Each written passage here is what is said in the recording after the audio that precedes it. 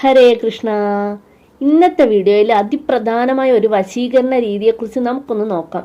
വെറും 3 ഏലക്ക കൊണ്ട് നമുക്കൊരാളെ വശീകരിക്കാൻ സാധിക്കും. വശീകരണ ക്രിയകളിൽ വളരെ പ്രധാനമുള്ള വസ്തുവാണ് ഏലക്കായ. അതിൻ്റെ ആകർഷണ ശക്തി തന്നെയാണ് ഇതിൻ്റെ പ്രാധാന്യത്തിന് കാരണം. അപ്പോൾ ഏലക്ക നിങ്ങൾക്ക് അതിൻ്റെ ശരിയായ രീതിയിൽ പ്രയോഗിച്ചാൽ വളരെ പെട്ടെന്ന് തന്നെ അതിൻ്റെ നല്ല ഫലത്തിൽ എത്തിച്ചേരാനും സാധിക്കും. അപ്പോൾ ഈ കർമ്മം എങ്ങനെ ചെയ്യുമെന്ന് നമുക്കൊന്ന് നോക്കാം. വെള്ളിയാഴ്ച ദിവസം ഈ കർമ്മം ചെയ്യുന്നതാകും നല്ലത്.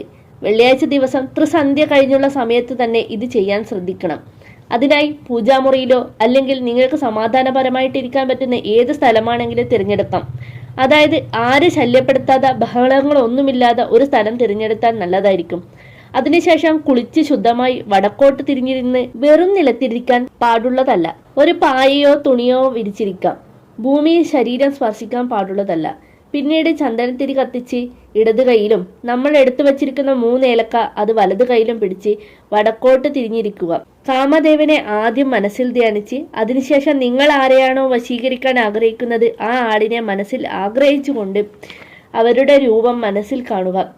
ആ വ്യക്തി എന്നെ മോഹിക്കണം, ആഗ്രഹിക്കണം, എന്നെ ഇഷ്ടപ്പെടണം, അതായത് ആ വ്യക്തി നമ്മളിലേക്ക് മോഹിക്കണം, ആഗ്രഹിക്കണം എന്ന് ധ്യാനിച്ചുകൊണ്ട് ആ ചന്ദനത്തിരി കത്തി തീരുന്നത് വരെ കണ്ണടച്ചിരുന്ന് പ്രാർത്ഥിക്കുക. അതായത് നേരത്തെ പറഞ്ഞത് മനസ്സിൽ ആത്മാർത്ഥമായി ഉരുവിട്ടുകൊണ്ടേയിരിക്കുക.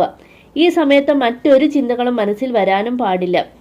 കർമ്മം ചെയ്തു കഴിഞ്ഞാൽ ചന്ദനത്തിരിയുടെ ചാരം ഏതെങ്കിലും ചെടിയുടെ ചുവട്ടെ നിക്ഷേപിക്കുക. ഏലക്കായ നമ്മൾ ആരെയാണോ വശീകരിക്കാൻ ഉദ്ദേശിക്കുന്നത് ആ ആളിന് ഏതെങ്കിലും മധുര പദാർത്ഥത്തിൽ ചേർത്ത് നൽകണം. ചായയോ പായസമോ പലഹാരമോ അങ്ങനെ എന്തെങ്കിലും മതിയാകും.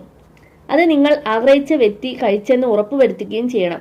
ഇങ്ങനെ അടുപ്പിച്ച് 3 വെള്ളിയാഴ്ചകളിൽ നിങ്ങൾ ചെയ്യുകയാണെങ്കിൽ നിങ്ങൾ മനസ്സോടെ ആഗ്രഹിക്കുന്നത് അത് ഏത് വ്യക്തിയാണെങ്കിലും അവർ നിങ്ങളിലേക്ക് വന്നു ചേരും. ഏലക്കായ ഇട്ട മധുരം കൊടുക്കുന്നതിന് പ്രത്യേകം ദിവസമോ നേരമോ ഒന്നുമില്ല. എന്നാൽ കർമ്മം ചെയ്യുന്നത് വെള്ളിയാഴ്ച വൈകുന്നേരം തന്നെയാവണം. പ്രത്യേകം ശ്രദ്ധിക്കുക. നല്ല കാര്യങ്ങൾക്ക് വേണ്ടി മാത്രം ഇത് ഉപയോഗിക്കുക. അല്ലെങ്കിൽ ഭാവിയിൽ കൂടുതൽ ദുഃഖങ്ങളായിരിക്കും നിങ്ങളെ അനുഭവിക്കേണ്ടി വരുന്നത്. അതിൽ ഒരു സംശയവുമില്ലാത്ത കാര്യമാണ്. അതുകൊണ്ട് പ്രത്യേകം സൂക്ഷിച്ച് ചെയ്യുക. എല്ലാവരെയും സർവേശ്വരൻ അനുഗ്രഹിക്കട്ടെ. വീഡിയോ ഇഷ്ടമായ ലൈക്ക് ചെയ്യാനും ചാനൽ സബ്സ്ക്രൈബ് ചെയ്യാനും മറക്കരുതേ.